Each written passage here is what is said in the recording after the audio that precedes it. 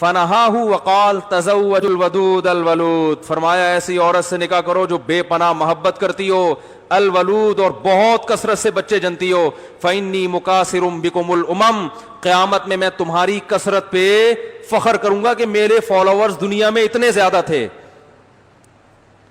کیونکہ ایمان والا بچہ پیدا ہو جانا ایک مسلمان تو آج دنیا میں جتنے مسلمان ہیں آپ بتاؤ، ہمارے ماں باپ اگر نسل روکتے تو آج اتنے مسلمان ہوتے؟ میں برما میں تھا، میں نے وہاں بیان کیا، پوری مسجد بھری ہوئی تھی. میں نے کہا مجھے ایک بات بتاؤ، آپ لوگ کتنے فیصد؟ انہوں نے کہا 20% ہیں، ویسے زیادہ لیکن گورنمنٹ کی کیلکولیشن کے مطابق 20%. میں نے کہا یہ 20% جو آپ برما میں مسلمان ہو اور آپ پہ ظلم ہو رہا ہے، تو مجھے یہ بتاؤ یہ 20% کیوں ہو؟ کیا کسی نے دعوت دے کر آپ کو مسلمان بنایا ہے؟ کہنے لگے نہیں، ان میں تو چند ایک ہی ہوں گے جو کنورٹڈ ہیں.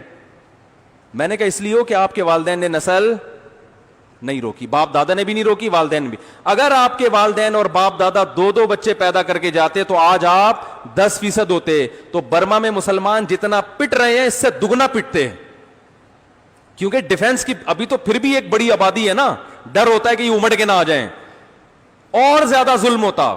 انڈیا میں مسلمان اگر اپنی نسل روکتے تو آج کہا جاتا ہے 20% ہیں، وہاں بھی زیادہ، فرض کرو 20% ہیں تو اور کم ہوتے، ان کے ووٹ کی ویلیو بالکل ختم. اب کم از کم اتنا تو ہے کہ کوئی بھی سیاسی جماعت الیکشن لڑنے کے لیے کچھ نہ کچھ مسلمانوں کو بھی، کچھ طبقے کو تو ساتھ ملانے کی کوشش کرتی ہے. تو اگر یہ تعداد اور دگنی ہو گئی انڈیا میں تو مسلمانوں کی اگلی نسل میں ووٹ کی طاقت دگنی ہو جائے گی کہ نہیں ہو جائے گی؟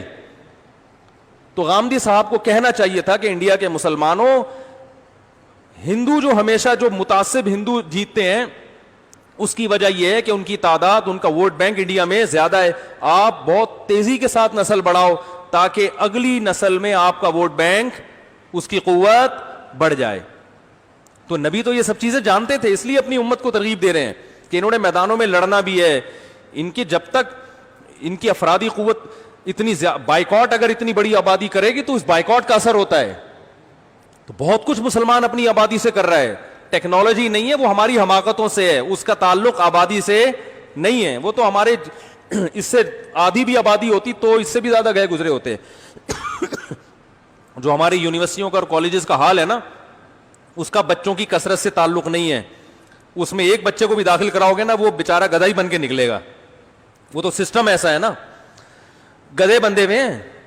آپ دیکھ لو سندھ کے، میں نے خود واٹس ایپ پہ آگے شیئر کی ہیں، وہ اسکول دکھایا اس میں گدھے بندے میں. جب ایجوکیشن کا یہ حال ہو تو پھر ایک بچہ ہو یا 1000 ہو، وہ گدھے کے گدھے ہی ہوں. اس سے پتہ چلتا ہے کہ اولاد بڑھانا یہ اتنی اسلام کا اہم حکم ہے کہ صحابہ میں یہ پہلے سے مشہور اور معروف چیز تھی، ورنہ پوچھنے کی ضرورت کیا تھی. تو آپ نے فرمایا ایسی عورت سے نکاح کرو جو محبت بھی کرے اور کثرت سے بچے جنے. اس عنوان میں آپ نے بتا دیا کہ میں صرف بچے جننے والی عورت سے نہیں، کثرت سے بچے جننے والی عورت سے نکاح کی ترغیب دے رہا ہوں.